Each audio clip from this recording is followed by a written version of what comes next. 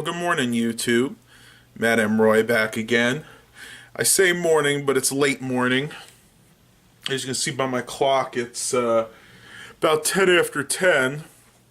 I just got up like an hour ago at most. Oh, so tired last night. Well, I figured what we do is just maybe a little vlog today. I haven't had too much to talk about recently. I know you guys have seen my thrift store finds. And yes, those hard drive videos, Hard Drive 101, Hardware 101 videos are coming. But I'm waiting to get one more hard drive in before I start that, because I want to be able to show you guys the gamut of every type of hard drive I can get my hands on, and when I can explain it a little bit easier. Where are we going to get to today? Well, I was just watching Vloggin' Life's video. He apparently just picked up a Core i7 MacBook from 2011. Really nice computer. I guess he said he was having problems with the people who were having problems getting it to boot. And he went through a whole bunch of troubleshooting and found out that the problem is the logic board. I have seen that a couple of times. Back in the day, I had a PowerBook G4 that had an intermediary problem with the logic board. In other words, mine would boot up most of the time, but I would shut it down after it was on for a while. That would go ahead to I would turn on again. I would just get that blinking folder like he was getting on his. But mine pretty much worked until the end. I used it for a couple of years, and then I wound up just selling it on, basically for parts. It had a really hard life. When I got it, the actual case, the first of all, the hinge didn't work. They broke all the time on those. The case looked like somebody had literally hit it with a hammer. The whole top of the case, like where the Apple logo was just like one wave. Nothing was even. And when I asked the lady what had happened to it, she's like, "Oh, it was my dad's computer, and he got pissed, so he just threw it across the room when he couldn't get it to boot." And I'm like, "Yeah, well, that's smart. I mean, what are you going to do? You're going to totally destroy a computer that at that time was still worth maybe $400 or $500. I tell you, people sometimes have no brains, but I almost didn't buy it because of that, but I saw that the motherboard was working and that the screen was coming on at least, and I said, you know what, he probably just destroyed the hard drive, and you know what? That's what he did. He literally bashed the hard drive out of existence. When I took that apart, I was shocked the motherboard was in one piece. The hard drive, when I lifted up he had actually shattered some of the platters inside. When I took the hard drive out, I usually shake it just to see if I can hear the heads hitting the platters. In his case, there was no platters left. They were all shattered. I mean, you could hear it. It sounded like Mexican jumping beans inside. Then when I shook it, it sounded like a maraca. Ugh. I tell you, people, be nice to your computers. I understand you getting upset when they're not working, but come on. There's no reason to be violent like that. Woo! So I'll show you what else I've been doing today. You guys may or may not remember this beast. This is the Pan Digital Photo Scanner. I had put that away for, oh man, at least a week or two, because I got tired of actually scanning photos. My hand and my arm got so sore because I was shocked when I looked at the SD card in here. I had actually scanned over 1,500 photos, so yeah, I was having some muscle problems. And you know what? I forgot to take my SD card out. I was looking at the pictures that I scanned the other day. I am having a little bit of a problem with this, though. As I've said before, you just stick the SD. It's easy as heck to use. You stick the SD card in the back. You push the button to turn it on. And the first time you push it, it glows green, which means it's scanning at 300 DPI. Push it again, the light turns orange, and then you're scanning at 600 DPI. Well, we'll just take this picture here. This is a picture of me beside our motorhome that we sold years ago. I'll go ahead and scan it real quick. Just gotta let it pick it up.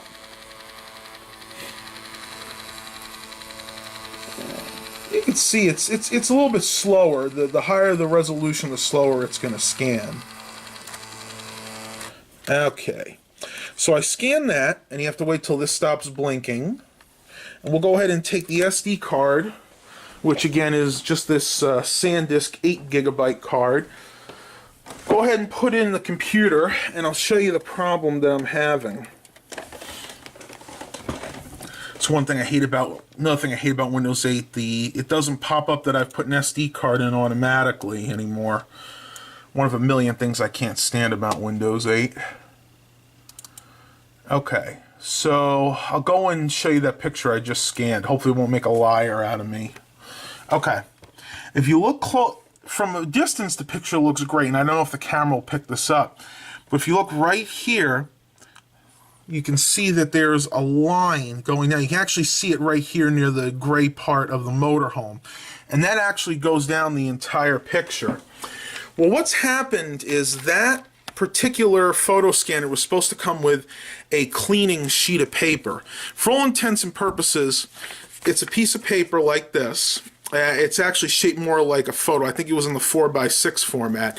And the one side actually has a cleaning strip on it, and that's supposed to clean the imaging sensor on the scanner itself, because after a while when you put photos through, you know, photos have dirt on them and it actually gets stuck to the photo sensor. So I'm not sure what to do at this point. I might try to take a Q-tip with a cotton swab and clean it out in there a little bit. I'm hoping that won't damage it, but I looked everywhere online, and these things cost $100 new, and nobody's actually selling the little scanning paper separately. So until I can find that, hopefully I'll find it on the eBay auction, or maybe, you know, just find another one of these at the thrift store. But until then, I'm just going to have to try to clean it myself. Well, I tell you, Google is definitely not right for everything. I couldn't get the cotton swab in the photo scanner to clean it, so I decided to Google and see what else I could do with it. Somebody had written on there that you can actually blow in it like you kind of would blow in an old NES cartridge to clean the dust out. So I decided to give it a try. You know, I was very careful not to spit in it, but that didn't go well. I tried scanning 2 more photos, and this is what happened. Yeah, you could see that there are lines everywhere down it now. What I'm going to do is that could be because of the condensation from my breath, so I'm going to let it sit for a couple minutes and see if those lines go away, but from what I can tell, that wasn't a good idea. Whoa, I was kind of freaking out there for a minute. I went to plug my SD card back in, and it wouldn't read. So I looked down here with a flashlight, and I could see that there was nothing bent inside. I mean, I'll show you guys what it looks like if the camera will focus. You could see inside, you just got those few pins. I don't think the camera, there you go. You can see right there, I mean, nothing's bent on it, but for some reason the card wouldn't read, so I did what any good technician would do when you first troubleshoot.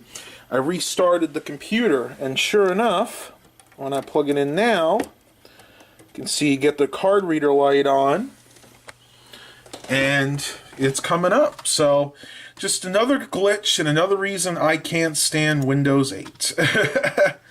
So, I let it sit for a minute. I rescanned the photos again. I wanted to see if maybe the problem was the condensation from my breath. And we'll find out live right now. Going to the photos.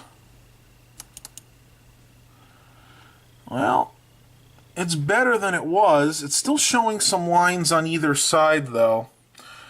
It may just be the pictures, because I actually scanned, these are little wallet-sized pictures, and I don't usually scan ones quite that small. Let's go ahead and take a look at the second one here. That one looks a little bit better. Looks like it's cleaning up. You can see it's clear on this side, but on here we still got a little bit of a problem. So I'm going to scan a couple more photos, and we'll see how this turns out. Alright, what is this, take 3? Yeah, something like that. I'm going to go ahead and give this a try again. I rescanned those 2 photos and scanned a few more, and we'll see how they came out this time.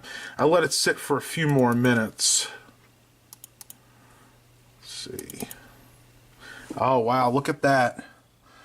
A slight line right there, but other than that, it's pretty clear. Same thing with this one. This was a photo I had sitting around. I have no idea what this is or where this is, but as you can see, still got that line. That's what I was trying to fix initially. I don't know who this is either, but not bad. Again, still with that line, but the picture quality is pretty good. And it seems like it's even getting better here. This is actually a photograph of our old motorhome with a car that we used to have from my childhood. I don't know if you guys have ever seen one of those before. That is actually a 1988 Chevrolet Spectrum. And it was okay when we first got it, but we started having a lot of problems with the end.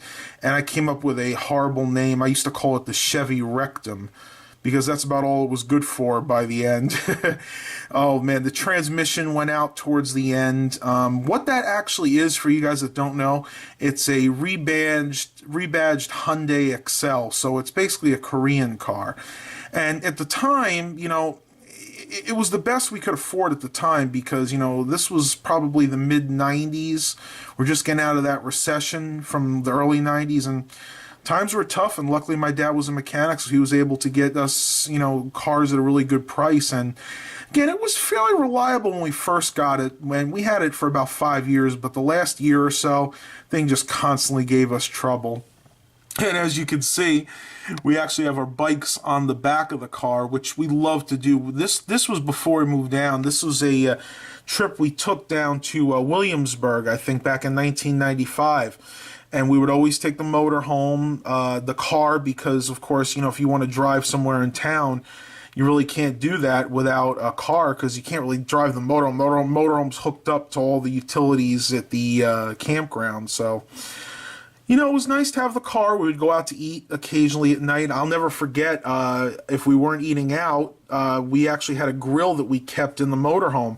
And if we, by halftime, we wouldn't eat it, because staying at the different campsites, they always seem to have either a gas grill or just one of those little park grills. So we take charcoal with us, and we'd have barbecues. We'd cook out hot dogs, hamburgers, chicken. That's really where I started to learn to cook, was, you know, when we were at our motorhome, because, you know, you could do stuff inside there, but the kitchen was so small, it really wasn't that fun to work with, so you wanted to be outside as much as possible.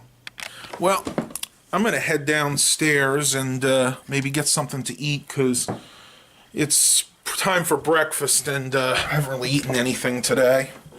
Before I do that, I figure let's go check on the cats. I heard Simon or LT howling a minute ago. I don't know, it was one of them. Both of them are starting to howl like crazy. So I heard that it could be either boredom, or someone on the internet actually said to me, hey, you know what? When cats get, you know, up there in age, like Simon's 13 now and LT's 8 or 9, they're like, they can get dementia like people do, or Alzheimer's, and that can actually cause them to howl, because they just don't know what to do with themselves. They're just all jittery. Well, I think we'll leave Simon alone. As you can see, he is fast asleep. Not. Wake up, dummy.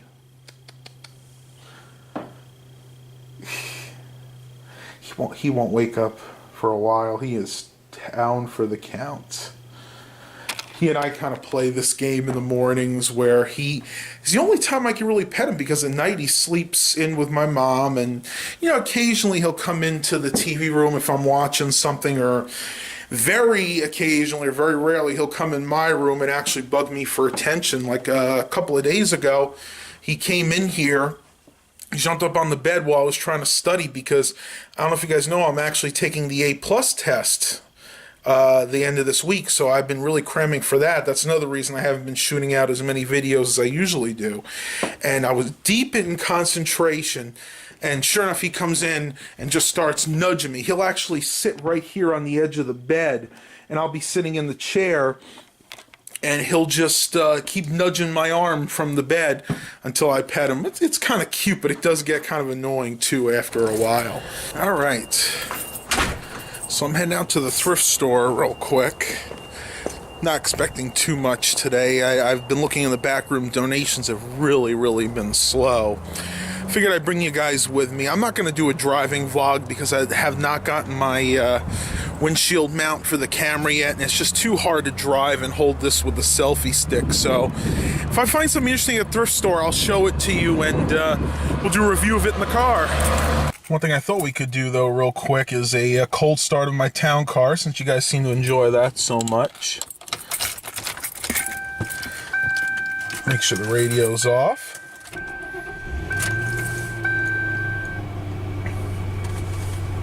And there she goes, starts up like a champ. We're at 89,505 miles, so not bad for a 99 town car. This thing is still just a baby. Fuel economy has been okay. Right now I'm sitting at 16.8, and that's because I do mostly town driving. But when I start my new job, there's quite a bit of highway driving there as long as I don't hit traffic. So, I don't know, hopefully that'll go up. I'm hoping to see 17.9 mile per gallon averages like my dad does in his car. Alright, so I just got out of the thrift store and I actually did find something. Nothing super special, but something that will definitely help me out during hurricane season here. If I can get it out of the bag, I'll show you. This is a Radio Shack branded NOAA special radio alert system. Let me see what they call it. Special Area Message Encoding Weather Radio Alert. And you can see on the front it's got several different buttons and switches. This spans the entire weather band, the full 7 channels. Channel 7 is what we use in this area. And basically what you do is you keep this plugged in. And what happens is, let's say we're supposed to have a severe thunderstorm, there's a hurricane approaching. This will give like a beep, beep, beep, beep, and then it'll spew out the weather announcement. If there's no weather emergencies, it just stays silent. As you can see on the side here, you got your tone controls, you got volume controls. One thing I kind of found interesting, I guess this kind of dates as to how old this is. If you look on the back here, especially towards the bottom, I don't know if I can do this one-handed, you can see that it actually says the Tandy division of the Tandy computer, or the Tandy company, division of the Tandy Corporation, Fort Worth, Texas. So this definitely is an older one. Looking at the date, I would say this is probably from right around 1999 or so. It does have a battery backup via a 9-volt battery. And I paid, you can see, $2.98 for it. So, hey, at least I found something today. I'm gonna go ahead and grab a few groceries while I'm out, because we're really running low on a few things. And I think I'm just gonna end the vlog here today, because I've talked enough today. And we'll talk to you guys tomorrow. I'm sure I'll have a couple videos out within the next week or so. But until then, have a blessed day, everybody.